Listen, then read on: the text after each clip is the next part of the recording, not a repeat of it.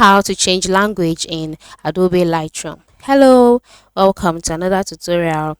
In today's tutorial, I'll show you how you can change language in Adobe Lightroom.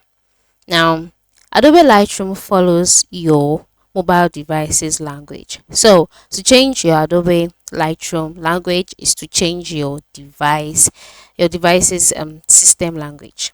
So, after opening your mobile device, go to your settings app and you can make use of the search box to type languages, then wait for it to load.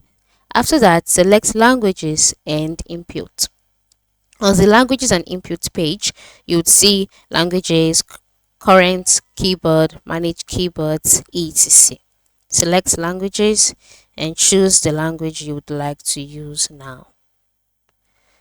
Alright, as you can see, these settings affect all users on this phone. If you would like to go ahead, click OK, and then just like that, the language would be changed on your mobile device and on your Lightroom app. Thank you for watching and have a wonderful day.